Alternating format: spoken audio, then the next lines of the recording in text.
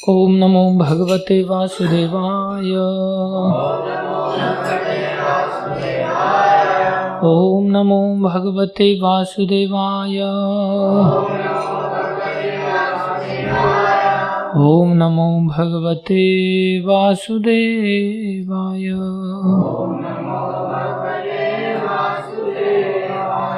नारायणं नमस्कृत्यं नरं चैव नरोत्तमं देवीं सरस्वतीं व्यासं ततो जयमुदीरये। नष्टप्रायेषु स्वभद्रेषु नित्यं भागवत सेवया भगवती उत्तम श्लोके भक्तिर्भवती नैष्ठिकी।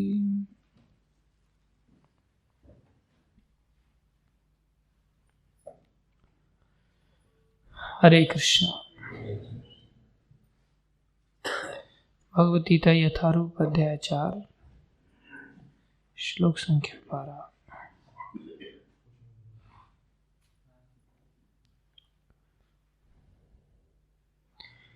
कांक्षतः कर्मणां सिद्धिं यजन्त यह देवताः क्षिप्रं हि मानुषे लोके सिद्धिर्भवति कर्मजा। कांक्षन्तः कर्मणां सिद्धिं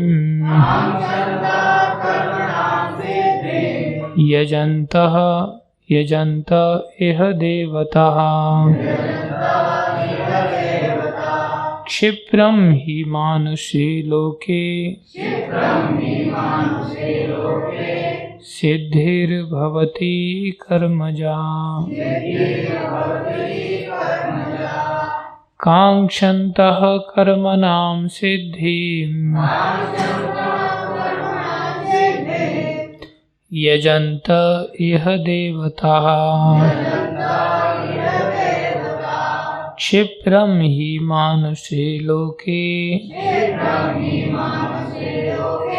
सिद्धिर्भवति कर्मजा।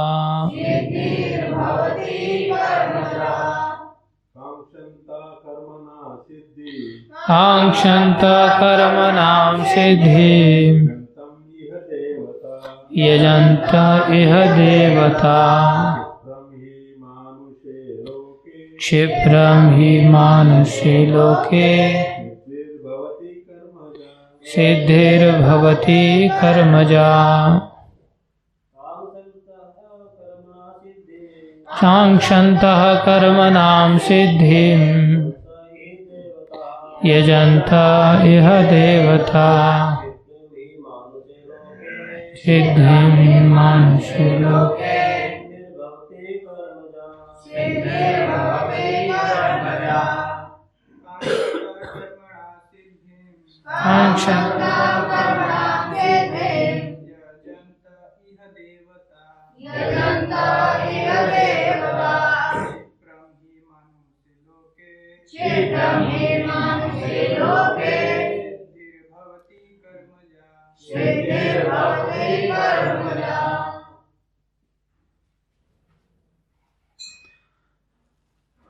शब्दार्थ कांक्षन्त चाहते हुए, कर्मणाम सकाम कर्मों की, सिद्धिम सिद्धि, यजन्ते यज्ञों द्वारा पूजा करते हैं।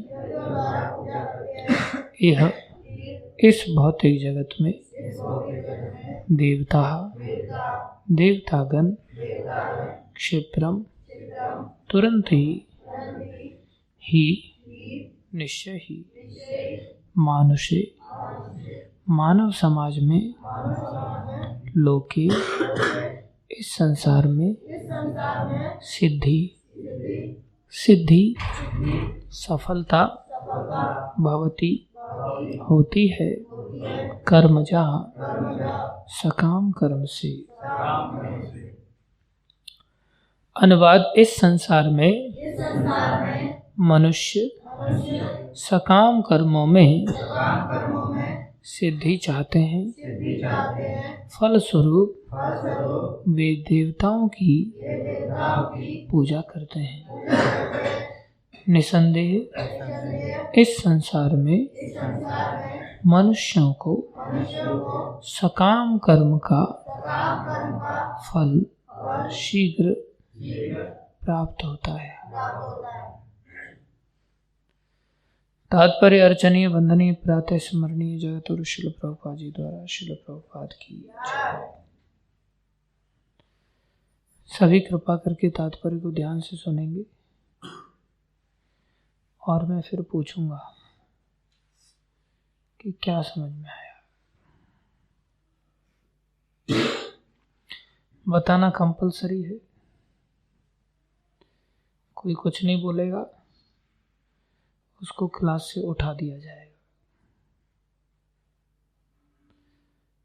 भगा दिया जाएगा। इसलिए बोलना जरूरी है। ये भी नहीं कोई कह सकता कि मुझे बोलते नहीं आ रहा है। जो भी बोलना है बोलना होगा, नहीं तो अभी भी क्लास से उठ के जा सकता है जो नहीं बोलना चाहता। ठीक है।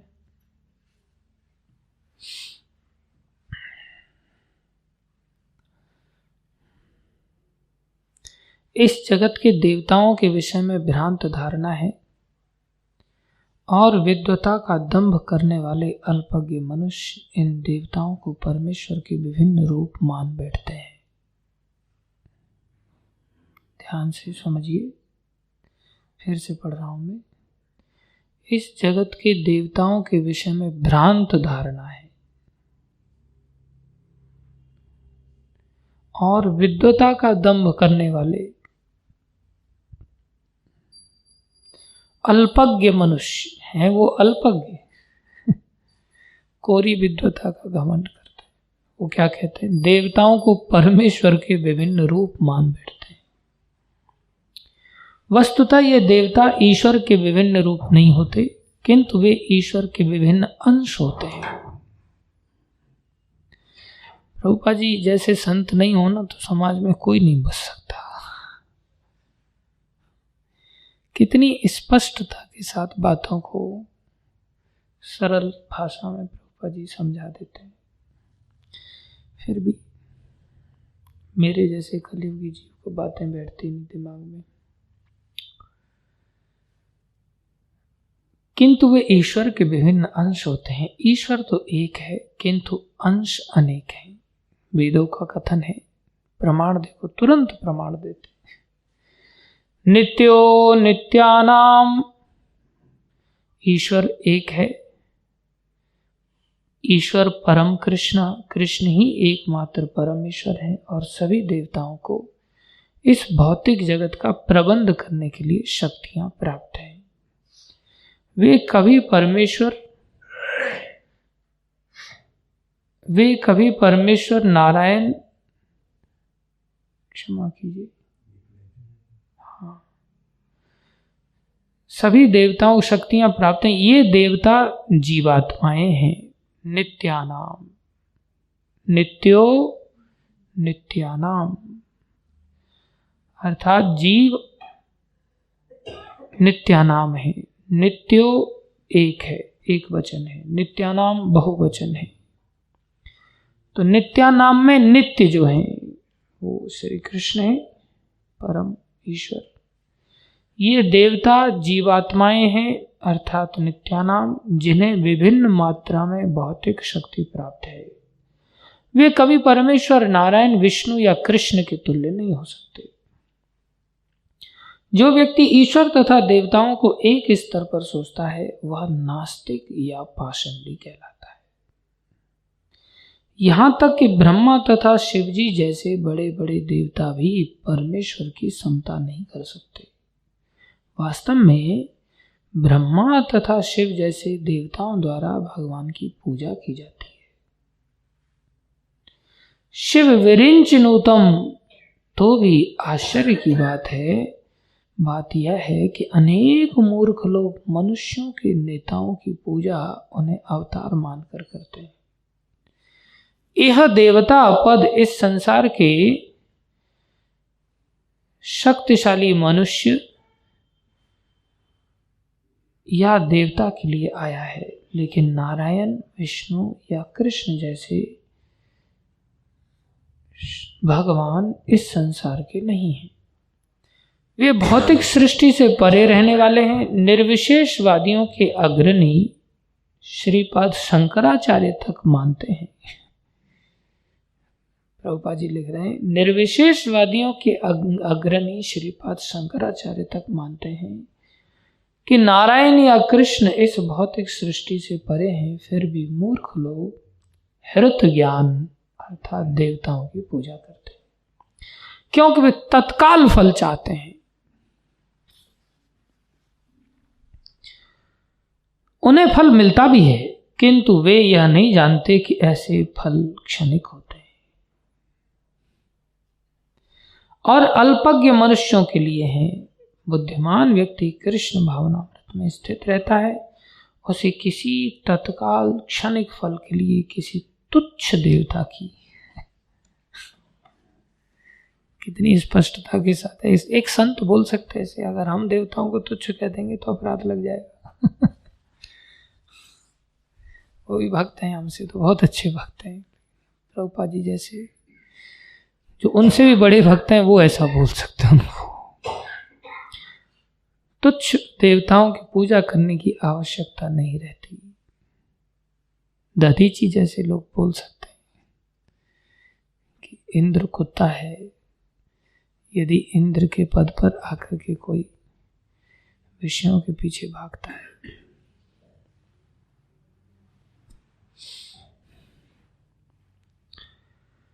इस संसार के देवता तथा उनके पूजक इस संसार के संहार के साथ ही विनष्ट हो जाएंगे। देवताओं के वरदान भी भौतिक तथा क्षणिक होते हैं। यह भौतिक संसार तथा इसके निवासी, जिनमें देवता तथा उनके पूजक भी सम्मिलित हैं, विराट सागर में बुलबुलों के समान हैं। किंतु इस संसार में मानव समाज क्षणिक वस्तुओं यथा संपत्ति, परिवार तथा भोग की सामग्री के पीछे पागल रहता है।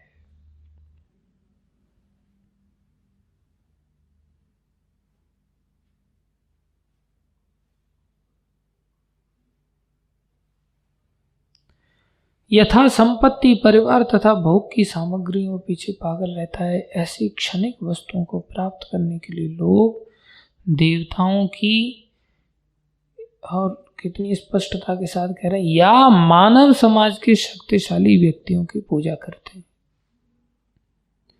नौकरी करना पूजा ही है, नौकर बनना। यदि कोई व्यक्ति किसी राजनीतिक नेता की पूजा करके सरकार में मंत्री पद प्राप्त कर लेता है, तो वह सोचता है कि उसने महान वरदान प्राप्त कर लिया है। कुलदीप जी, दीवार से आगे आके बैठो।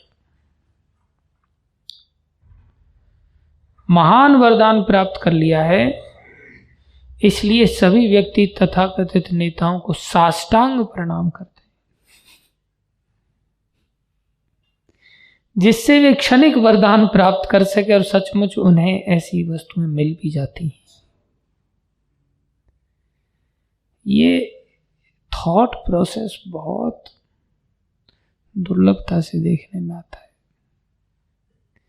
आदमी सोचता है नहीं, हमें लोगों के साथ बहुत संपर्क साध के चलना चाहिए, बहुत संपर्क बना लेने चाहिए, काम आते हैं, और इन संपर्कों के लिए बहुत कुछ करते हैं, लेकिन कृष्ण से संपर्क नहीं बनाता व्यक्ति इस चक्कर में, क्योंकि ये जल्दी काम आ जाते, कृष्ण इतनी जल्दी काम नहीं आते न। उनको ऐसा लगता है भी ऐसा है भी ऐसा, कृष्ण तो ठोक बजा करके काम आते, देर से काम आते। जब कृष्ण भी देख लेते ना कि किसी और चीज का काम चल रहा है, तो फिर मैं क्यों बीच में ठांग अड़ा हूं। कृष्ण देखते जब इसका काम मेरे अतिरिक्त और किसी से चलना ही नहीं है, कृष्ण तो ऑफर देते हैं अपनी ओर से। कुम्मन दास जी को अपने मुंह से बता रहे हैं, देखो राजा मानसिंह आएगा तो मुझसे कुछ मांग लेना। बोले ऐसा बताने जा रहे थे, लेकिन तब तक मानसिंह जी आगे बता नहीं पाए भगवान। तो भगवान तो ऑफर देते हैं अपनी ओर से, ऐसा कर लेना, लेकिन उन्होंने मना कर दिया।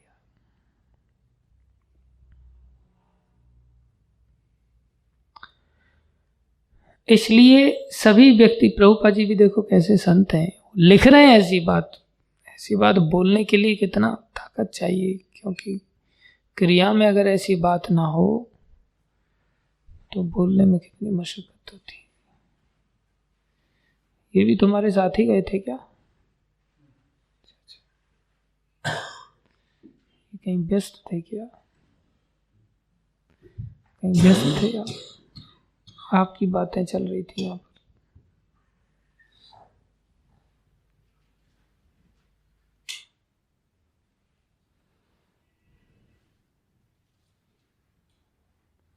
आप मंत्री हैं ना, इसलिए आपकी बात। अच्छा अच्छा अच्छा अच्छा, अच्छी बात है। आप टेलर को ऐसे कपड़ा पकड़ा रहे थे, ऐसे करके ऐसे सलवार की धागा दे रहे थे उसको निकाल के।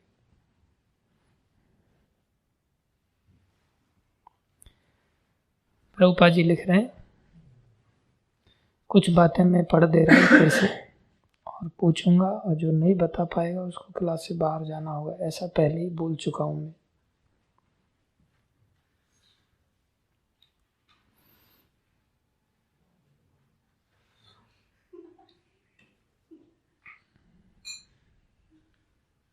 क्या हुआ? किताब नहीं है अभी। आप ध्यान से सुनिए ना, आपका तो ध्यान ही बहुत है।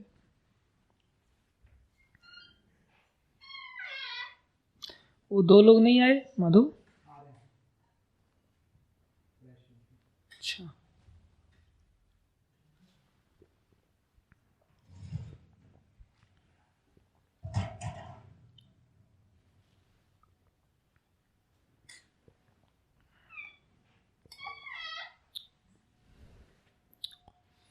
मानव समाज क्षणिक वस्तुओं जैसे संपत्ति, परिवार तथा भोग की सामग्री के पीछे पागल रहता है। ऐसी क्षणिक वस्तुओं को प्राप्त करने के लिए लोग देवताओं की या मानव समाज के शक्तिशाली व्यक्तियों की पूजा करते हैं। यदि कोई व्यक्ति किसी राजनीतिक नेता की पूजा करके सरकार में मंत्री पद प्राप्त कर लेता है तो वह सोचता है कि उसने महान वरदान प्राप्त कर लिया है। इसलिए सभी व्यक्ति तथाकथित नेताओं को साष्टांग प्रणाम करते हैं। मैं नहीं कह रहा हूं ऐसा, प्रभुपाद जी कह रहे हैं, जिससे वे क्षणिक वरदान प्राप्त कर सके और सचमुच उन्हें ऐसी वस्तुएं मिल भी जाती हैं। ऐसे मूर्ख व्यक्ति इस संसार के कष्टों के स्थायी निवारण के लिए कृष्ण भावनामृत में अभिरुचि नहीं दिखाते। बहुत बड़ी बात। मंत्री बन गया, उसको प्रभुपाद जी ने मूर्ख कह दिया। ऐसे मूर्ख व्यक्ति इस संसार के कष्टों के स्थायी निवारण के लिए कृष्ण भावनामृत में अभिरुचि नहीं दिखाते। वे सभी इंद्रिय भोग के पीछे दीवाने रहते हैं और थोड़े से इंद्रिय सुख के लिए वे शक्ति प्रदत्त जीवों की पूजा करते हैं, जिन्हें देवता कहते हैं। यह श्लोक इंगित करता है कि विरले लोग ही कृष्ण भावनामृत में रुचि लेते हैं। अधिकांश लोग भौतिक भोग में रुचि लेते हैं, फलस्वरूप वे किसी न किसी शक्तिशाली व्यक्ति की पूजा करते। समझ आया? ओम अज्ञानं तिमिरन्धस्य ज्ञानाञ्जनशलाकया चक्षुरुन्मीलितं येन तस्मै श्रीगुरवे नमः। श्रीचैतन्यमनोभीष्टं स्थापितं येन भूतले स्वयं रूपकदा मह्यं ददाति स्वपदान्तिकम्। वन्देऽहं श्रीगुरुं श्रीयुतापदकमलं श्रीगुरुन् वैष्णवांश्च श्रीरूपं साग्रजातं जयगणा रघुनाथान्वितं तं सजीवं साद्वैतं सावधूतं परिजन सहितं कृष्ण चैतन्य देवं श्री राधा कृष्ण पदान् सहगण ललिता श्री विशाखान्वितांश। हे कृष्ण करुणा सिंधो दीनबंधो जगतपते गोपेश गोपीकांत श्री राधा कांत नमस्तुते। तप्त कांचन गौरंगी राधे वृंदावनेश्वरी वृषभानुसुते देवी प्रणमामि हरिप्रिये।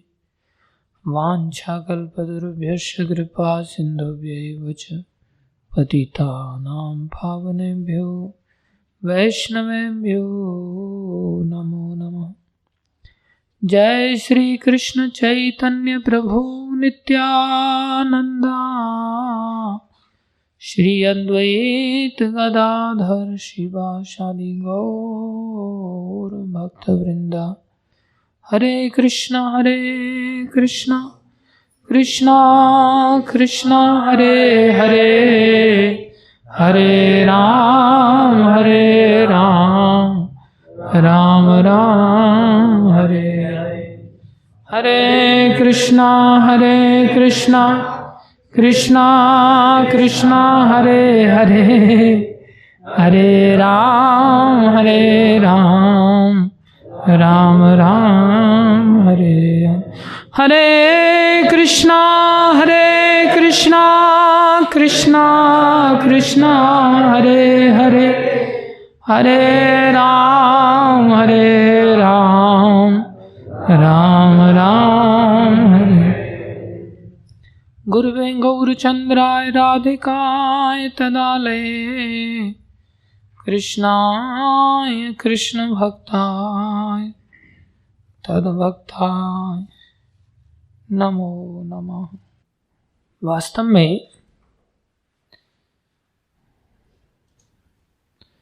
थोड़ा सा हमारा प्रयास इतना ही हो सकता है, अधिक से अधिक खग समझे खग ही की भाषा। पक्षी लोग पक्षियों की भाषा समझते हैं। हम संत नहीं हैं, इसलिए संतों की भाषा हमें समझ में नहीं आती।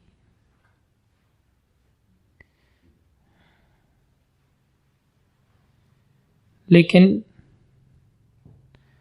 जो संत होते हैं वो सबकी भाषा समझ लेते हैं।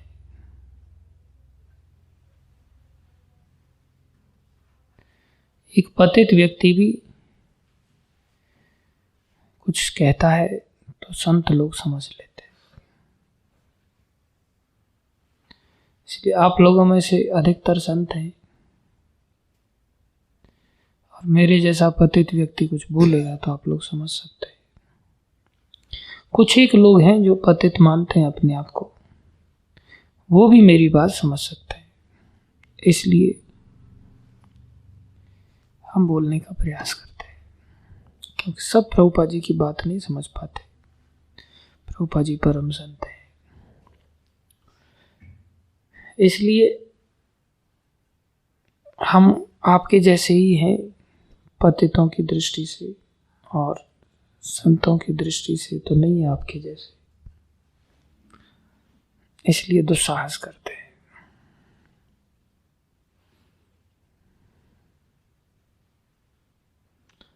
संत लोग आशीर्वाद देते हैं कि अच्छा बात है, बहुत अच्छा बोल रहे हो। और जो मित्र बंधु हैं वो थोड़ा समझते हैं कि हाँ ठीक कह रहे हैं ये बात। तो हमारा वही प्रयास रहता है। बाकी वास्तविक परिवर्तन करने की सामर्थ्य प्रभुपाद जी के अंदर ही है। हम तो ऐसा विश्वास नहीं रख पाते, लेकिन गुरुजन ऐसा विश्वास रखते हैं। इसलिए जो भगवद गीता के वाक्य हैं, गीता में भगवान कह रहे हैं न मे भक्तः प्रणश्यति, मेरे भक्तों का नाश नहीं होता। स्वयं प्रभुपाद जी ने कहा है I am always in my books, मैं अपने ग्रंथों के माध्यम से सदा उपलब्ध रहूंगा।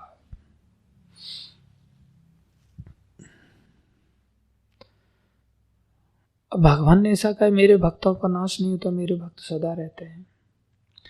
ये बात जो भगवान के भक्त हैं उन्हीं के गले उतर पाती, हम लोग ऐसा विश्वास नहीं कर पाते। हम तो कहते हैं कि प्रभुपाद जी ऐसे थे। और अगर आप कभी गुरु महाराज के प्रवचन अगर सुने तो गुरु महाराज कहते कलयुग के संत यही हैं। अभी के संत यही हैं, सब इनकी शरण लो। वो ऐसे कहते, कितना विचित्र अंतर स्पष्टता से देखने में आता है, और वो भी पूरे विश्वास के साथ कहते हैं। जब वो ऐसा कहते हैं तो अपने मन में थोड़ा सा खटकता है कि अब ये हैं कहाँ। और महाराज कहते हैं ये वर्तमान कलयुग के संतों में अगर देखा जाए तो वर्तमान में प्रभुपाद जी हैं, इसलिए सब इनकी शरण लो। जैसे हमें ये बात तो उतरती है कि कलयुग के भगवान गौर भगवान है, ये बात तो हम भगवत तत्व को लेकर के समझते कि हाँ भगवान हैं, लेकिन प्रभुपाद जी हैं, ये बात इतनी आसानी से उतरती नहीं। मेरे तो नहीं उतरती, आपकी उतरती हो तो अच्छी बात है, लेकिन गुरु महाराज का ऐसा अटूट विश्वास है। और जब कि प्रभुपाद जी कृपा करते हैं, प्रभुपाद जी साक्षात रूप से ऐसे अनुभूतियां कराते भी हैं, तो भी हमारी एक ऐसी सोच बनती है भक्तों के प्रति कि जैसे हम हैं भक्तों को हम वैसा ही मान लेते हैं। इसलिए साक्षात हरि की तरह इनका स्वरूप होता है, हमारे लिए मानना थोड़ा कठिन होता है। और जो नहीं मान पाता वो गड़बड़ करता है, जो मान लेता है वो उनकी अनुभूति करता है और उनकी अनुभूति के कारण सही चलता रहता है। जो जानता है कि प्रभुपाद जी विराजमान है,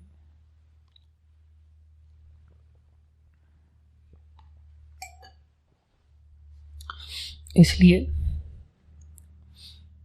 हम ये बात इसलिए कह रहे थे प्रभुपाद जी की कि प्रभुपाद जी के वाक्य हैं, इन वाक्यों का एक एक अक्षर बहुत अच्छी तरह से पढ़ना चाहिए। अगर हम अच्छी तरह से पढ़ लें, ये नहीं कि पढ़ के हो जाएगा तब भाषण दिया जाएगा तब ध्यान से सुने, वही तो पढ़ना हो रहा है, नहीं, यही अक्षर परिवर्तन लाएंगे, क्योंकि इन अक्षरों में प्रभुपाद जी विराजमान है। जैसे गायक कलाकार की भावना उसके गाने में घुस जाती है और उस गाने को जो सुनता है, सदियों तक जो सुनता है, वो वैसी भावना को प्राप्त हो जाता है। जैसे कुकिंग करने वाले व्यक्ति की भावना उसके भोजन में घुस जाती है और उस भोजन को कोई व्यक्ति ग्रहण करता है, उसकी भावना भी वैसी ही बन जाती है। ऐसे ही किसी लेखक की भावना उसकी लेखनी में प्रवेश कर जाती है और उस लेखनी को सदियों तक कोई पढ़ता है, वो भावना उसके अंदर भी प्रवेश कर जाती है। सिद्धांत है। इसलिए अगर हमें वास्तव में कृष्ण चेतना में बनना है तो हम प्रभुपाद जी की इस लेखनी के प्रताप से आज भी बन सकते हैं, क्योंकि प्रभुपाद जी की भावना उसके अंदर प्रवेश की हुई है। इसलिए प्रभुपाद जी का एक एक शब्द बहुत ध्यान से पढ़ना चाहिए, ध्यान से सुनना चाहिए, उस पर चिंतन मनन करना चाहिए, विचार करना चाहिए। हमारे जैसे बक्की पंडित के बड़बड़ाने से किसी के अंदर कोई परिवर्तन नहीं आएगा। हमारी खुद की भावना कृष्ण भावना नहीं, काम भावना है, लोभ भावना है, क्रोध भावना है, मोह भावना है। प्रभुपाद जी की कौन सी भावना है? कृष्ण भावना है। इसलिए इनके ये शब्द जरूर परिवर्तन करेंगे। तो आप दोनों लोग देर से आए, इसलिए इन शब्दों को बहुत अच्छी तरह से पढ़ लें। हमने बोला था कि हम पूछेंगे, कुछ लोग आश्वस्त हो गए कि क्लास चालू हो गई, अच्छा हुआ बच गए।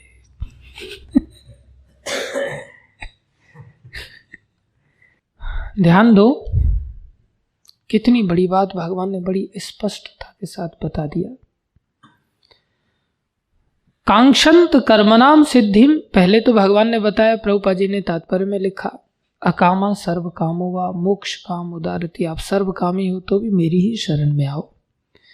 भगवान श्री कृष्ण ने बताया, ये यथा माम प्रपद्यन्ते, जो जिस प्रकार से मेरी शरण में आता है, अर्थात कोई आर्त बन के आएगा तो भगवान उसके दुखों को दूर करेंगे, कोई अर्थार्थी के भाव से आएगा तो भगवान उसको उसकी वस्तु, इच्छित वस्तु उसको प्रदान करेंगे, धन आदि देंगे।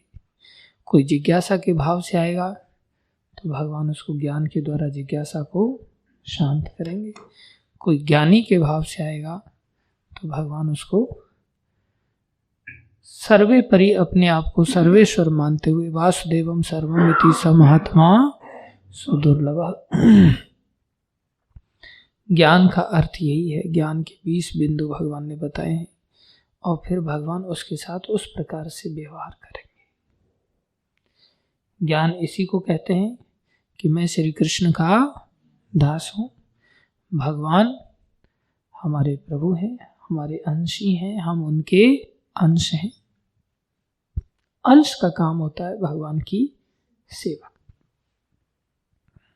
तो ज्ञान के आधार पर व्यक्ति भगवान के साथ रेसिप्रोकेट कर सकता है। तो जो जिस भाव से भगवान की शरण लेगा, भगवान उसकी उसी भाव से पूर्ति करेंगे। इसलिए भगवान ने कहा, सब वैसे भी मेरा ही पथ का अनुसरण कर रहे हैं, सारे संसार में जो फल दिए जाते हैं वो मेरे ही द्वारा दिए जाते हैं। अब आज भगवान स्पष्टता के साथ कह रहे हैं, कांक्षन्तः कर्मणाम सिद्धि, जो अपने कर्मों की सिद्धि कांक्षन्त मतलब चाहते हैं। यजंत यह देवता, वो अन्य देवताओं की पूजा करते हुए देखे जाते हैं।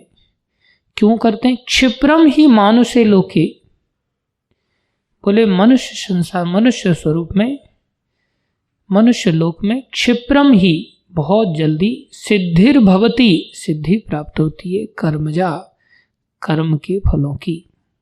यदि कोई देवताओं के माध्यम से अपने कर्मों का फल पाना चाहता है तो उसके कर्मों का फल उसको बहुत जल्दी मिलता है। ऐसा कौन कह रहे हैं? कौन कह रहे हैं? भगवान कह रहे हैं। अर्थात तुम्हें अगर जल्दी फल चाहिए तो किसकी शरण में जाओ? देवताओं की। तो कौन भेज रहे हैं देवताओं की शरण में? भगवान। लेकिन प्रभुपाद जी ने तात्पर्य ऐसा नहीं लिखा। प्रभुपाद जी ने तात्पर्य एकदम अलग ही दिया।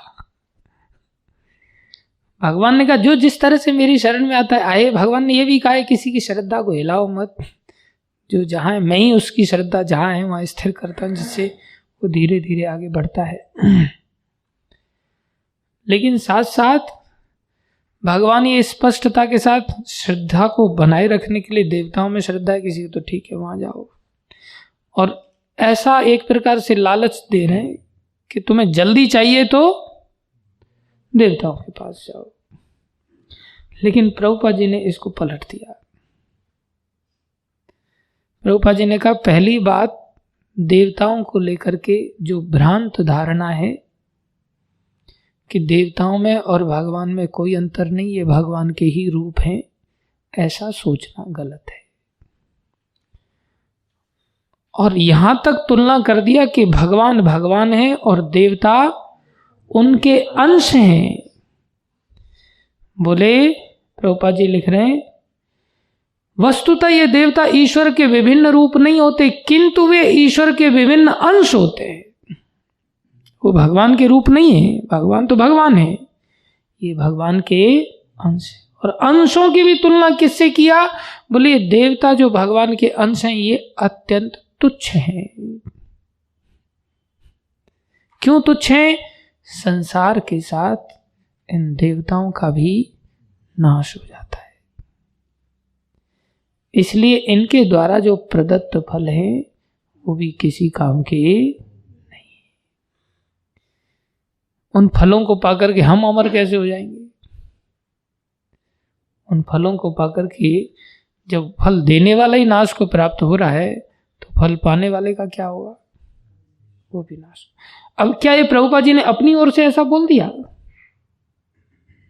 नहीं, भगवान ही आगे चल करके 7वें अध्याय के आसपास ऐसा कहेंगे कि जो देवताओं के उपासक होते हैं वो अल्पज्ञ होते हैं, मूर्ख होते हैं। जल्दी फल चाहिए तो देवताओं के पास जाओ, फिर भी भगवान आगे चल के भगवान ही कहेंगे देवताओं के पास जाने वाले लोग कैसे होते हैं? मूर्ख होते हैं। इसलिए देवताओं के पास जाने का अर्थ क्या है? एक प्रकार से हम खुद जीव हैं, वो भी जीव हैं, तो जीव जीव के पास ही जा रहा है ना, भगवान के पास कहां गया? ये तो ऐसे हो गया कि कोई नेता के पास जा रहा है, ऐसे हो गया कि कोई विशेष बिजनेसमैन के पास जा रहा है, उसके लिए गधा मजूरी कर रहा है, उसके लिए कहने पर काम कर रहा है, उसका नौकर बन करके उसकी सेवा कर रहा है, तो वो भी तो जीव है, उसको भी थोड़ी शक्तियां अधिक प्राप्त हैं, देवताओं को थोड़ी और शक्तियां अधिक प्राप्त हैं।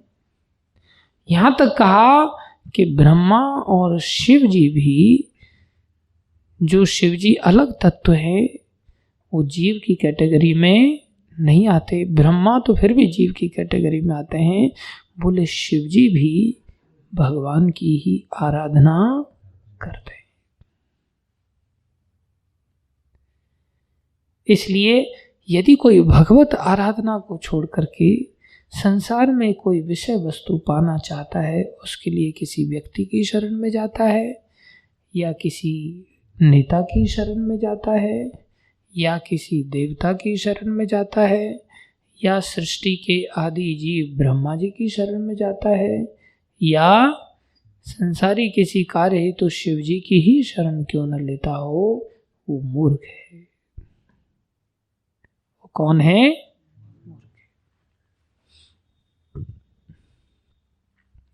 ये संसारी प्रलोभनों में हम डूब जाते हैं। इसलिए प्रलोभनों में डूबना मनुष्य शरीर में नहीं चाहिए। मनुष्य शरीर में श्री कृष्ण की ही सेवा करना सीखना चाहिए, बस। लेकिन हम पागल हो जाते हैं किन चीजों को लेकर के? 3 चीजों को लेकर के। कौन कौन सी प्रभुपाद जी लिख रहे हैं? कौन सी 3 चीजें? हाँ, संपत्ति, परिवार तथा भोग की सामग्री। 3 चीजें पीछा नहीं छोड़ती। संपत्ति, परिवार तथा भोग की सामग्री के पीछे मानव समाज पागल रहता है, इसलिए अकल काम नहीं करती। बराह अवतार की जो 6वें मनवंतर में हुआ, उसके पीछे भी पागलपन था हिरण्याक्ष का। हिरण्याक्ष का अर्थ ही होता है हिरण्य अक्ष, जिसकी आंख हर समय हिरण्य माने सोने पर रहती है, जिसकी आंख हर समय सोने पर रहती है। वो कौन है? हिरण्याक्ष।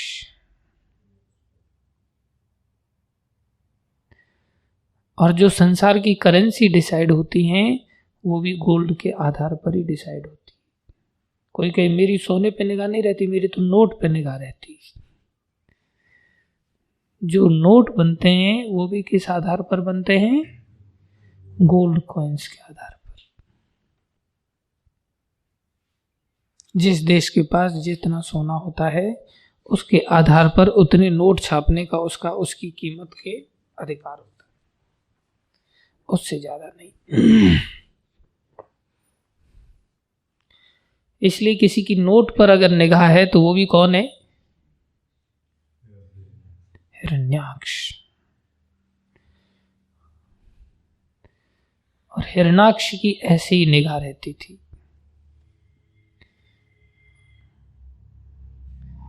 हिरण्याक्ष हालांकि पहले पैदा हुआ था, बाद में कौन आया? हिरण्यकश्यप पैदा हुआ। तो फिर बड़ा कौन हुआ? हिरण्याक्ष।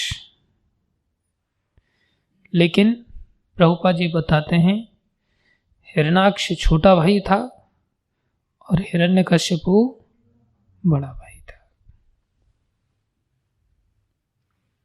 क्योंकि जब जुड़वा बच्चे पैदा होते हैं उसमें जो पहले गर्भ में आया वो बाद में जन्म लेता है, और जो बाद में गर्भाधान होता है वो पहले जन्म लेता है। लेकिन संसारी दृष्टि से जो पहले जन्म लेता है उसको बड़ा माना जाता है, जबकि वो छोटा होता है। ऐसा विज्ञान संसार में कोई बताएगा? प्रभुपाद जी ऐसा विज्ञान, भागवत बताता है ऐसा विज्ञान।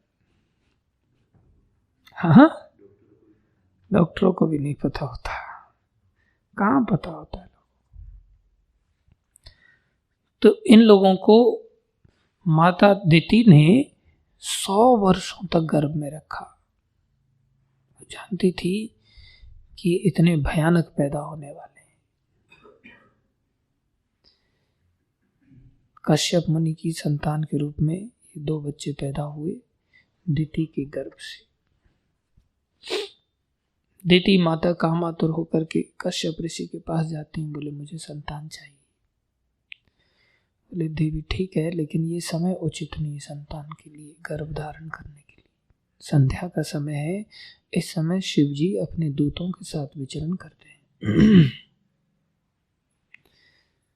इसलिए शिव जी के क्रोध के पात्र बनेंगे हम। लेकिन वो नहीं समझे और उन्होंने जिद किया तो कश्यप ऋषि ने उनको संतान दान दिया और तुरंत स्नान किया, और स्नान के बाद तुरंत भजन पर बैठे। जब तेज का नाश होता है तो तेज का सोर्स भगवान ही है। इसलिए साधुजन जब संतान को गर्भाधान करते हैं तो तुरंत भजन में भी लगते हैं, तुरंत भजन करने बैठ गए। इधर दिति को पश्चाताप हुआ। दिति भी साधारण स्त्री नहीं, वो भी अच्छी भक्त हैं, लेकिन गलतियां सबसे हो जाती हैं। दिति ने पश्चाताप किया, मुझे क्षमा कर दीजिए प्रभु, अब मेरा क्या होगा, मेरे से बहुत बड़ा पाप हो गया। बोले देवी तुमने पश्चाताप किया, तुम क्षमा मांग रहे हो बार बार, हम तुम्हें आशीर्वाद देते हैं। ये तो बड़े भयानक दुष्ट के रूप में दुष्ट प्रवृत्ति के पैदा होंगे, लेकिन तुम्हारा जो पौत्र होगा, अर्थात इसी का लड़का जो होगा, वो परम भागवत होगा प्रहलाद के रूप में, और वो वंश का उद्धार करेगा। तब माता दिति को थोड़ी सांत्वना प्राप्त हुई। माता दिति ने 100 वर्ष तक गर्भ में रखा, गर्भ से जन्म ही ना दिया इनको। 100 वर्ष के पश्चात वो रख नहीं पाई और इन दोनों पुत्रों का जन्म हुआ। पहले कौन आया? हिरण्याक्ष, और दूसरा हिरण्यकश्यप। बड़ा कौन हुआ? हिरण्यकश्यप। छोटा भाई भी ताकतवर बहुत था। आराधना किया दोनों ने, ब्रह्मा जी से वरदान प्राप्त किया। गदा लेकर के विचरण करता रहता था चारों तरफ। सोने पर नजर रहने के कारण पृथ्वी का इतना दोहन किया, इतना दोहन किया, इतना दोहन किया, कि सारा सोना पृथ्वी में से निकाल लिया। प्रलय नहीं हुई थी, 6वें मनवंतर की घटना है। पहले मनवंतर में तो प्रलय के बाद की शुरुआत थी, 6वें मनवंतर की घटना में तो प्रलय का प्रश्न नहीं उठता और धरती गर्भोदक सागर में गिर पड़ी। क्यों? जब कोई व्यक्ति, सारा संसार भगवान की शक्ति से चलता है और जब कोई व्यक्ति भगवान के सिस्टम के अनुसार कार्य नहीं करता तो भगवान की सृष्टि ही ध्वस्त हो जाती है, तेजहीन हो जाती है, जब हम भगवान की इच्छा अनुसार कार्य नहीं करते।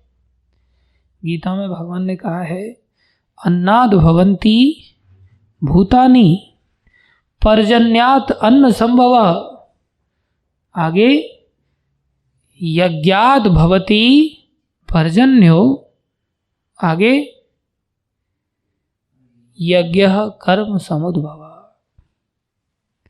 सिस्टम ये है कि अन्न बरसात पर निर्भर करता है, बरसात यज्ञ पर निर्भर करती है, यज्ञ कर्मों पर निर्भर करता है। इसलिए कर्म कौन से करें? जो यज्ञ रूपा हों। कौन से कर्म यज्ञ रूपा होते हैं? जो भगवान विष्णु की प्रसन्नता के लिए किए जाते हैं। यज्ञ पुरुष भगवान विष्णु ही हैं। इसलिए भगवान विष्णु, नारायण या कृष्ण की प्रसन्नता के लिए कोई कार्य किया जाता है, वो कार्य क्या कहलाता है? यज्ञ रूपा होता है। इसलिए कोई मंदिर में अपने जीवन का लक्ष्य अगर कृष्ण को बनाता है और हर कार्य कृष्ण के लिए करता है तो उसका प्रत्येक कार्य क्या बन जाता है? यज्ञ बन जाता है। ऐसा नहीं कि यज्ञ का मतलब कि हाँ हवन कुंड बनाया जाए, उसमें आग लगाई जाए, उसमें फिर सामग्री डाली जाए, बोले यज्ञ हुआ। नहीं, ये तो मोटा अर्थ है यज्ञ का। यज्ञ का सूक्ष्म अर्थ क्या है? कोई भी कार्य भगवान कृष्ण की प्रसन्नता के लिए किया जाए, वो कार्य यज्ञ कहलाता है। तब सारी सृष्टि अनुरूप व्यवहार करती है, अन्यथा सृष्टि का नाश होने लगता है। तो जब लोग उग्र कर्म करते हैं, गुफाएं खोद खोद करके दुनिया भर का सोना, तेल, डीजल, गैस, ये सब चीजें निकालने का प्रयास करते हैं, एटम बम के विस्फोट करते हैं, जब ऐसे उग्र कर्म किए जाते हैं तो धरती का बैलेंस बिगड़ जाता है और फिर पृथ्वी लोग कई बार अपने स्थानों को छोड़ करके गिर जाते हैं। ऐसा ही हुआ। हिरण्याक्ष के कारण पृथ्वी नीचे चली गई और हिरण्याक्ष अपने मद में अंधा होकर के सीधा पहुंचा जल के देवता वरुण जी के पास, वरुण लोक में। उनकी नगरी का भी नाम है, जानता है कोई? वरुण देव की नगरी को क्या कहते हैं?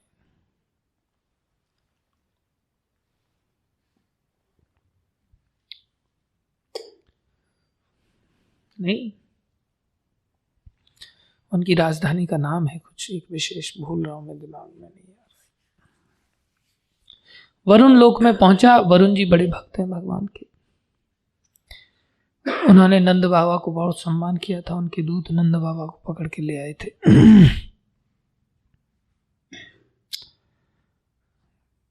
तो वरुण लोक में जाकर के ऊपर से नाटक करता हुआ, महाराज दंडवत। दंडवत करने की भी स्टाइल होती है ना, जो दादा लोग होते हैं वो दंडवत अलग स्टाइल में करते हैं। दंडवत महाराज, दंडवत कर ले, पेट को ही छुएंगे और उतने से दंडवत हो जाता है। उनकी अलग स्टाइल होती है दंडवत करने। अरे वरुण जी महाराज, बड़ा अलग स्टाइल, टोन अलग होती है। और सब ठीक ठाक? हाँ भैया ठीक है। उनकी दंडवत स्वीकार भी करनी पड़ती है, उसको सिखा नहीं सकते आपकी दंडवत कैसे की जाती है। सब लोग विनम्र थोड़ी होते, नचकेता प्रमुख की तरह। उनको तो जैसे बोले वैसे ही ठीक है। बोले हमारे हाथों में बड़ी सुरसुराहट हो रही है। वरुण जी महाराज, आप हमें युद्ध प्रदान करके, आप तो बड़े योद्धा हैं, आपका तो यश चारों तरफ फैला हुआ है। हाँ,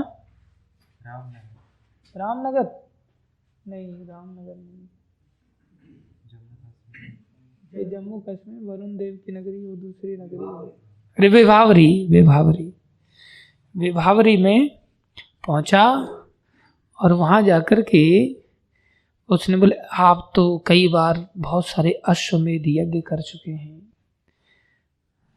इसलिए आपके साथ थोड़ा सा युद्ध लड़ने की इच्छा से आए हम, तो आप हमारी इच्छा पूर्ति कीजिए महाराज।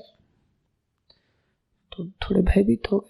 बोले भैया मैं तो वृद्ध हो गया हूँ, अब तुम्हारी टक्कर का मैं कहाँ रहा,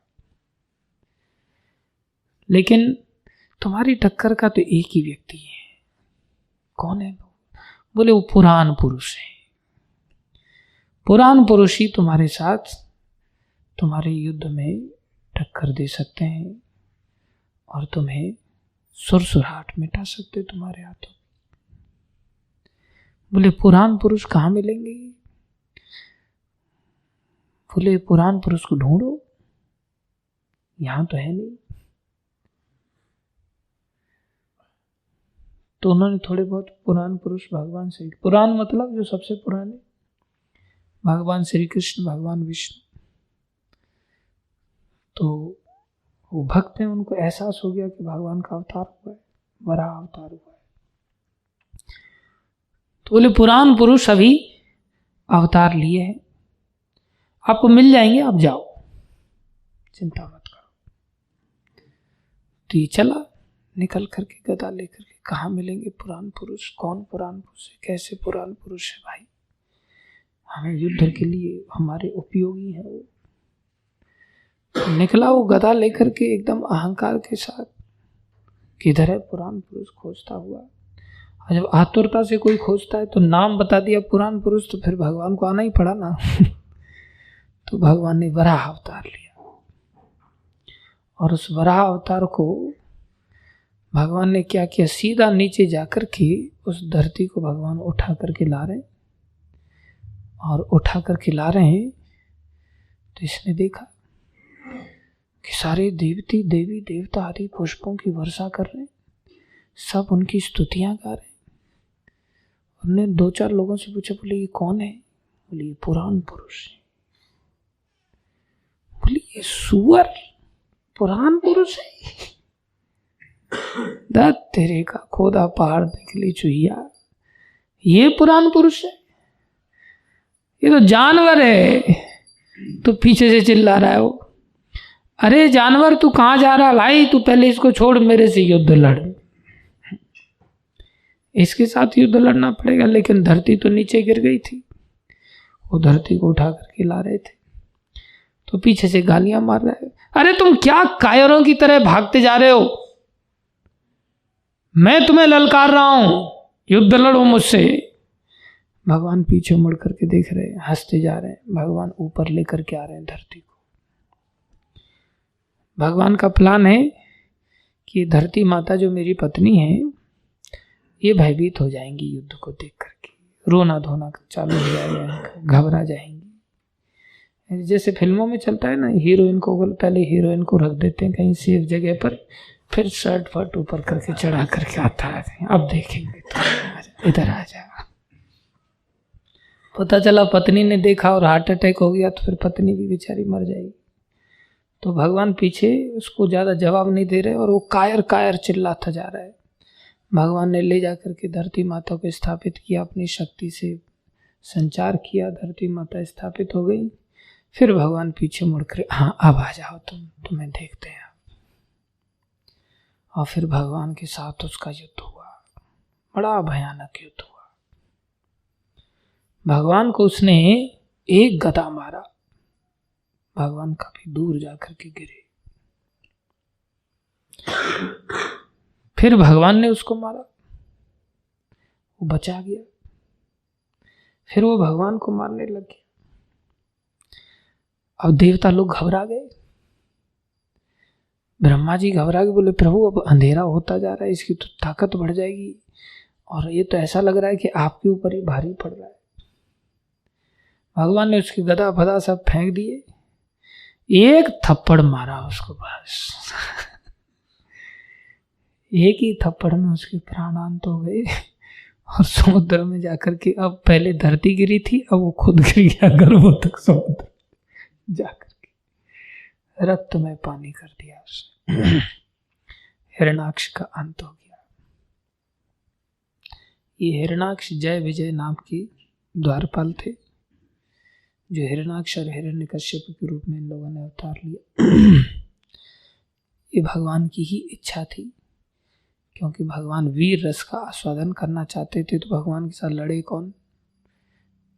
कोई धाम का ही व्यक्ति लड़ सकता है जो पार्षद होता है। भगवान पार्षदों को इतना ताकत देते हैं, इसलिए भगवान की इच्छा से उनको शाप लगा। दूसरा, उन्होंने अच्छी तरह से सेवा नहीं की थी, जैसे भगवान की भावना से सेवा करनी होती है। उनको द्वारपाल बनाया गया तो हाथ जोड़ के पूछना चाहिए था, भाई कौन है आप, कहाँ जा रहे हैं, थोड़े कपड़े वपड़े पहन के जाइए, ये वैकुंठनाथ का घर है। तो उन्होंने सीधा डंडा ही लगा दिया, नहीं ऐसे नहीं जा सकते आप। काम करने के तरीके होते हैं, इसलिए भगवान दुखी हो जाते हैं जब कोई उनके भक्तों का अपराध करता है। तो कोई वैकुंठ में भी चला जाता है, उसको भी पतन प्राप्त होता है, उसको भी गिरना पड़ता है। भगवान भक्त अपराध को सहन नहीं करते। भक्त अपराध सबसे भयानक होता है। विशेष रूप से भक्तों में भी अगर गुरु का अपराध कर दिया जाए तो और भयानक होता है, उसका कोई निस्तार ही नहीं। हरि रूठे गुरु मेलती, गुरु रूठे नहीं ठोर। गुरु के प्रति किया हुआ अपराध बड़ा भयानक होता है। लेकिन कुछ ऐसे लोग भी हुए हैं जिनका भक्ति का जीवन ही गुरु के प्रति अपराध से चालू हुआ, और तो भी वो मंगलकारी हुआ। इसलिए अपराध की परिभाषा भी थोड़ी समझनी चाहिए। अपराध कहते किसको है? मोटे तौर पर जो अवज्ञा की जाती है गुरुजनों की, विशेष रूप से वो अपराध होता है। अवज्ञा नहीं करनी चाहिए। लेकिन एक आचार्य हुए जिनका 2 दिन पहले तिरुभाव दिवस था, रामानुजाचार्य। उनके जीवन की शुरुआत अवज्ञा से ही होती है। रामानुजाचार्य के गुरु थे गोष्ठी पूर्ण जी महाराज, और गोष्ठी पूर्ण जी के पास ये दीक्षा लेने के लिए गए। रामानुजाचार्य साधारण नहीं थे, प्रकांड विद्वान थे।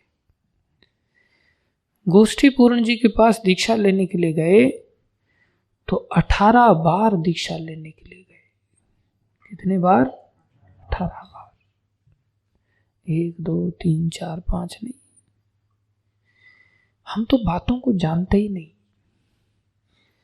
एक व्यक्ति मेरे को लिखता है मैसेज में, बोले 3 साल हो गए मेरे को, फुल टाइम हुए, अभी तक मेरे को दीक्षा नहीं मिली। बार बार मेरे को यही कहा जाता है, अपने को शुद्ध करो, अपने को शुद्ध करो, अपने को शुद्ध करो। अरे गुरुजी की शरण ली जाती है तो पापों को तो वो ले लेते हैं ना, तो शुद्ध तो तब होंगे जब वो पापों को ले लेंगे। पहले कैसे हम शुद्ध कर लें? और ये आंदोलन तो पतित पावन का आंदोलन है ना, इसलिए यहां पर तो फिर भी दीक्षा हो ही नहीं। लगता पतित पावन ये आंदोलन रहा ही नहीं। अब यही गुरुजी दीक्षा नहीं दे रहे हैं। दूसरे गुरुजी तो दीक्षा फटाक से दे देते हैं, लगता है वो बहुत पतित पावन है। उनके यहाँ तो अभी भी पतित पावन का आंदोलन चल रहा है, यहाँ आंदोलन खत्म हो गया है। नहीं, ऐसी बात नहीं है, ये दृष्टिकोण ही गलत है। गुरु पद आश्रय ऐसे नहीं मिलता। गुरु निर्मोही चाहिए, शिष्य न छाड़े संग। गुरु को निर्मोही होना चाहिए। गुरु को शिष्य में कभी ममता नहीं करनी चाहिए। अगर गुरु शिष्य के प्रति ममतावान हो गया, आसक्त हो गया, तो गुरु का भजन सब छूट जाएगा। लेकिन शिष्य न छाड़े संग, शिष्य को ऐसा होना चाहिए कि गुरु का सानिध्य कभी छोड़ना नहीं चाहिए उसे। रामानुजाचार्य, हम तो मक्खी मच्छर भी नहीं है, अवतारी पुरुष हैं जिनके कि बचपन में ही उनके मामा श्री जो सन्यासी थे, उन्होंने उनके लक्षण देख करके ही रामानुज नाम रखा। शरीर के लक्षण देख करके रामानुज रखा, अपना आदमी सोच के रामानुज नहीं रखा। हम लोग तो सभी भगवान का नाम रख देते हैं बच्चों का, खाली ऐसे ही कि हमारे अजामिल वाले सिद्धांत से, लक्षण वाले सिद्धांत से नहीं रख पाते। ऐसे आचार्य हैं जो बचपन से ऐसे शक्ति संपन्न हैं, उनका नाम रामानुज रखा गया है, और वही नाम आगे चल करके भी गया। और वो दीक्षा लेने के लिए कितने बार पीछे पड़े? 18 बार। इसका 18 बार का मतलब ये नहीं कि 1 घंटे पहले बोला था दीक्षा दे दीजिए, फिर 1 घंटे दीक्षा दे दीजिए ना, इसलिए 2 दिन में ही 18 बार पूरा कर लिया। नहीं, गुरुजनों के साथ कितनी मर्यादा के साथ बात करनी होती है, कितना धैर्य के साथ चलना होता है, इतना सहज नहीं होता। और हम ऐसे ही डींगे हाँकते रहते हैं, मेरे को दीक्षा नहीं मिली, जैसे देवलोक से आया है उतर करके, दीक्षा मिलनी चाहिए इसको। ये ममता बड़ी भयानक होती है। ममता में ही व्यक्ति का सर्वनाश होता है।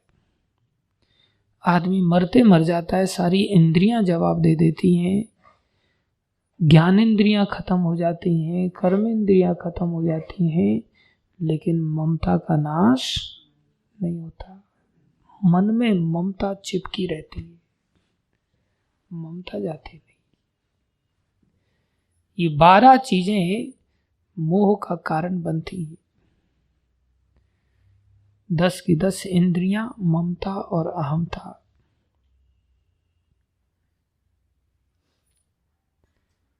ममता तमी रात्रि अंधियारी, राग द्वेष उलूक।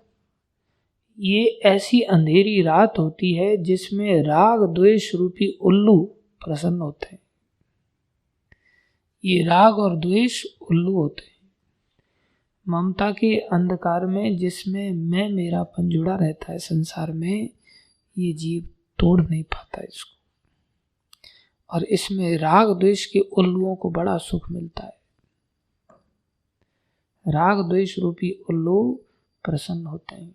जैसे अंधेरी रात होती है और एक चांदनी रात होती है। चांदनी रात में संसार में लोग बड़ा प्रसन्नता का अनुभव करते हैं।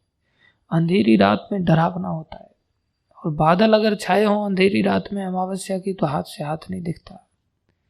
लेकिन उस स्थिति में उल्लू को बहुत आनंद आता है। ये उल्लू कौन है? राग और द्वेष के उल्लू। इसलिए संसार में जब तक हमारे अंदर राग द्वेष है, ये ममता के कारण ही प्रसन्न रहते हैं, और ये कभी जाते नहीं। बोले गुरु भी अगर ममता कर लेता है, कौन सी ममता? संसार में इंद्रियों की आसक्ति वाली ममता। ममता भी 2 प्रकार की होती है। करुणामयी ममता होती है। इसलिए गुरुजन अगर ममता कर लेंगे तो खुद ही फंस जाएंगे। इसलिए गुरुजन किसी में ममता नहीं रखते। गुरु निर्मोही चाहिए। ये नहीं इससे धन मिल जाएगा इसलिए इसको चेला बना लेते, इससे ये मिल जाएगा इससे वो मिल जाएगा, नहीं। गुरु जी किसी को चेला आसानी से नहीं बनाते। सच्चे गुरु महापुरुष लोग, अगर आप इतिहास निकाल करके देखोगे तो महापुरुष लोग आसानी से किसी को चेला नहीं बनाते थे। आजकल तो चेला बनाने का कंपटीशन चलता है। सच्चे गुरुजन आसानी से चेला नहीं बनाते। 18 बार निवेदन किया। भक्ति सिद्धांत महाराज ने तो मरने तक की बात कही, तब जाकर के गौर किशोरदास बाबा जी ने उनको चेला बनाया। नरोत्तम ठाकुर ने मलमूत्र का सफाई की सेवा किया, तब जाकर के लोकनाथ महाराज ने उनको चेला बनाया। इससे ये भी तो पता चलता है चेला बनना कौन चाहता है ईमानदारी से, कि खाली कुत्ते पालने की जैसी फैशन अपना रहा है कोई व्यक्ति।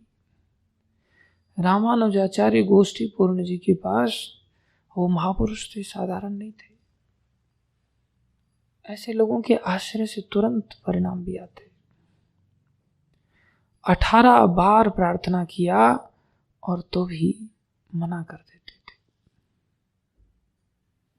उसके बाद उन्होंने उनकी सेवा से प्रसन्न होकर के उनको नारायण मंत्र दिया, दीक्षित किया। और जिस प्रकार से उनको विधि बताया, उन्होंने उस मंत्र का आश्रय लिया और कहा, देख ये मंत्र किसी को बताना नहीं, ध्यान रखना, नहीं तो गुरु जी की अवज्ञा करना ये कौन सा नाम अपराध है? तीसरा नाम अपराध है। नरक में जाना पड़ेगा, कृष्ण प्रेम नहीं मिलेगा। इस मंत्र को किसी को नहीं बताना। और वो भजन करने लगे। साक्षात नारायण भगवान की मंत्र के प्रताप से दर्शन हुए।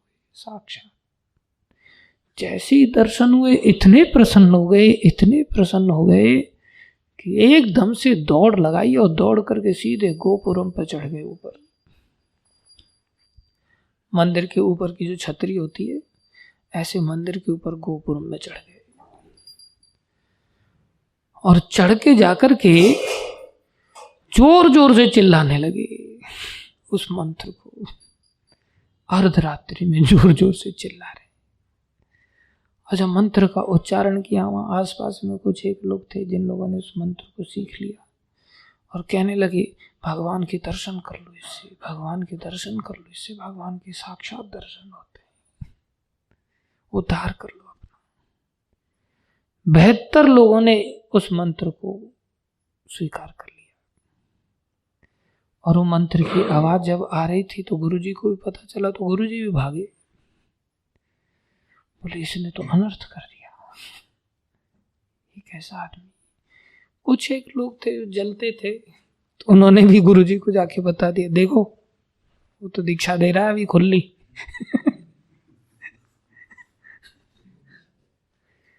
आपने उसको क्या शिष्य बनाया? खुद ही सबको चिल्ला चिल्ला के दीक्षा होलसेल में दे रहा है। गुरुजी को बड़ा क्रोध आया। भागे, जाकर के देखा, तुम्हें नरक मिलेगा, नारकीय काम किया तुमने। प्रणाम किया। बोले, मुझे नरक ही मिलेगा ना, लेकिन ये सब तो भगवान के दर्शन करेंगे ना, मुझे स्वीकार है, मुझे ऐसा नरक स्वीकार है।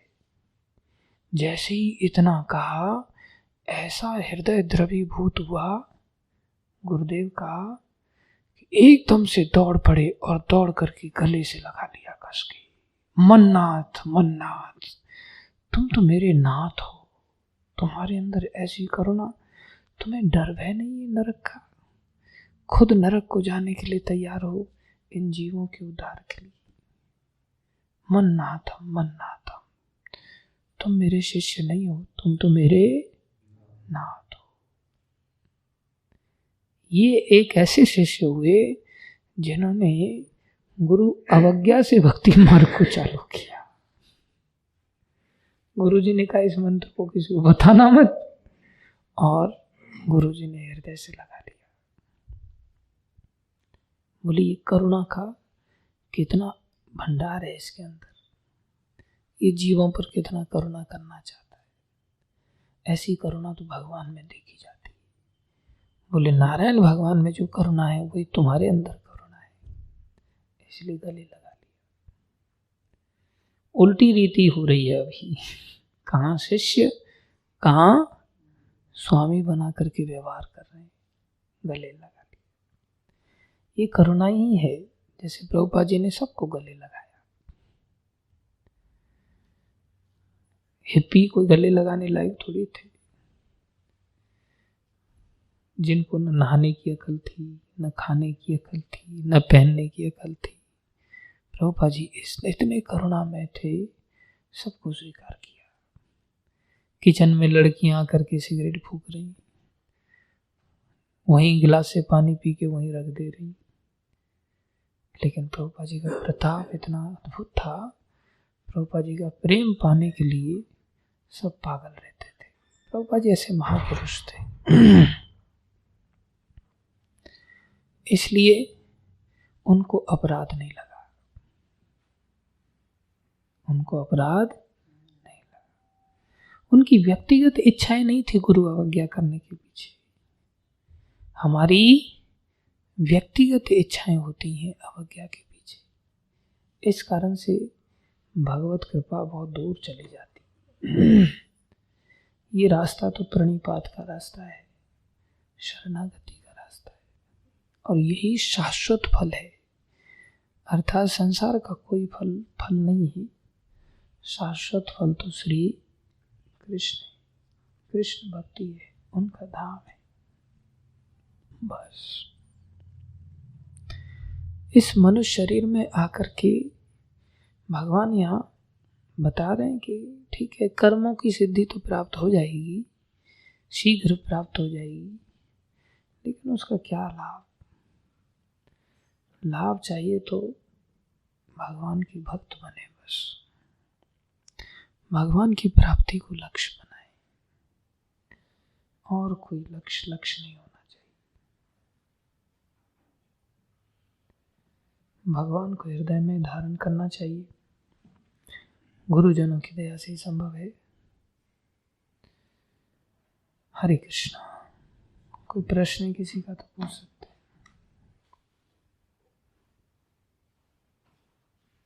यस। स्टार्टिंग में प्रभुपाद जी वो तात्पर्य में बताए कि ये जो भ्रांति है, जैसे कि वो देवता और भगवान में डिफरेंस अंतर नहीं कर पाते हैं, तो ये भ्रांति ये कब से स्टार्ट हो गया ये फैलना देवताओं का? अभी ज़्यादातर जो ये सिर्फ लास्ट में जो होते हैं कि ये कुछ ही लोग होते हैं जो कि कृष्ण भावनामृत में रुचि लेते हैं, ज़्यादातर लोग देवी देवता में ही अटके हुए रहते हैं। तो ये भ्रांति कब से ज़्यादा ये फैल गया? जब से प्रचार कम हो गया, जब से जो आंदोलन का प्रचार कम हो गया ना, प्रचारक कम हो गए, प्रचारक आराम फरमाने लग गए, तब से फिर संसार में भ्रांति फैलने लग गई। तो ऐसा सृष्टि में चलता रहता है। सृष्टि में कभी जब प्रचार अधिक हो जाता है तो लोग अच्छे भक्त बन जाते हैं, जब कभी भक्तों का इतना प्रचार कम हो जाता है तो फिर लोग अभक्त बन जाते हैं, भटक जाते हैं। तो वास्तव में तो ये कारण इसका प्रचार पर ही निर्भर करता है। समय समय पर प्रचार हुआ भी है, समय समय पर प्रचार लुप्त भी हुआ है, तो ये चलता रहता है। जैसे कभी कोई मकान है, उसको रिनोवेशन कर दोगे तो नया बन जाएगा, उसी ओर ध्यान नहीं दोगे तो खंडर जैसा बन जाएगा, फिर उसको ध्यान दे दोगे तो फिर से अच्छा बन जाएगा।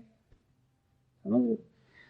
तो भगवान जब भी आते हैं, भगवान के भक्त जब भी आते हैं, तब ये भ्रांतियाँ दूर हो जाती हैं।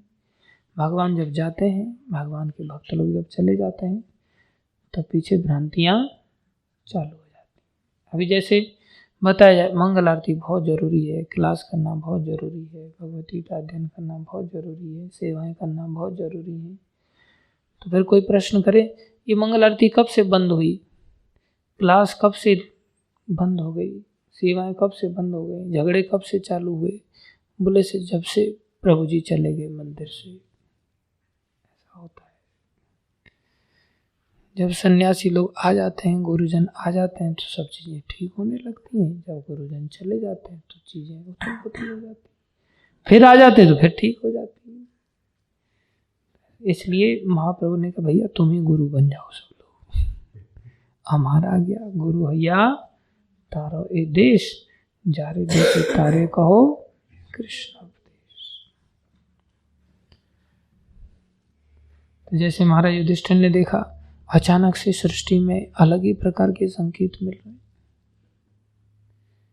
बोले गीदड़ चिल्ला रहे हैं, आकाश में कौवे बहुत दिखाई दे रहे हैं, उनके अंग फड़क रहे हैं, बाईं ओर से गधे गुजर रहे हैं।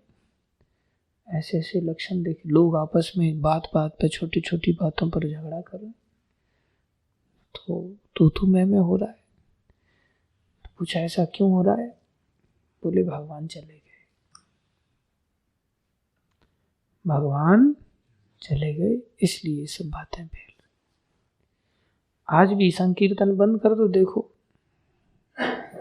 एक दिन सरवाइव करना कठिन हो जाएगा।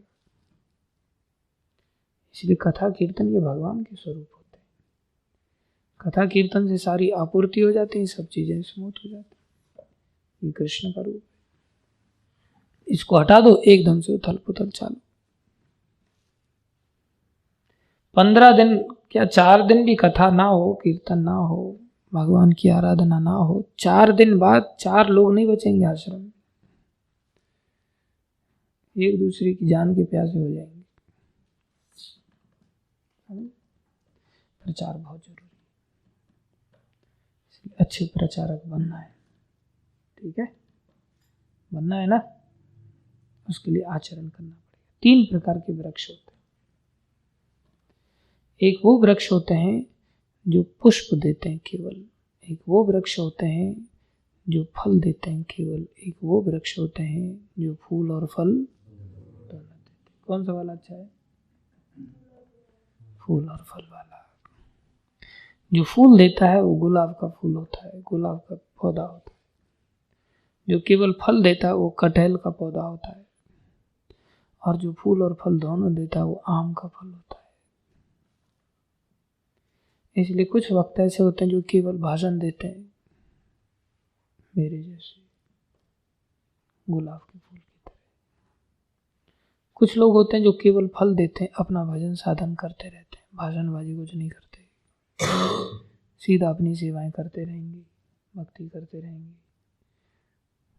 जैसे हमारे गजेंद्र प्रभु हैं, सेवाएं करते रहते हैं, बोलते कुछ ज़्यादा नहीं। जो अपनी सेवाओं में ध्यान देते हैं, नाम में ध्यान देते हैं, अपना लगे रहते हैं, लेकिन बोलते नहीं। कटहल की तरह है और एक आम की तरह होते हैं, जो फल भी देते हैं और फूल भी देते हैं, अर्थात बोलते भी हैं और करते भी हैं। ऐसे प्रभुपाद जी हुए, ऐसे गुरु महाराज हैं, और भी संत लोग हैं जो ऐसा करते। हम तो कहेंगे जब करो और खुद नहीं रहेंगे। इसलिए कैसा बनना है? फल और फूल वाला। ऐसा भगवान राम उदाहरण देते हैं रामायण के उत्तरकांड में प्रजाजनों। और कोई प्रश्न? हरे कृष्णा प्रभु जी, दंडवत प्रणाम। माय क्वेश्चन इज काम, क्रोध, लोभ और मोह को कैसे कंट्रोल किया जा सकता है? काम, क्रोध, लोभ, मोह, मद मत्सर, ईर्ष्या, दंभ, कपट, इन सब की जड़ कुसंगति है, और इनको अच्छी संगति में आकर के दूर किया जा सकता है। संगति के कारण ही ये पनपते हैं। इसलिए कुसंगति से दूर रह करके भक्तों की संगति में आ जाओ, सब दूर हो जाएगा। हरे कृष्ण।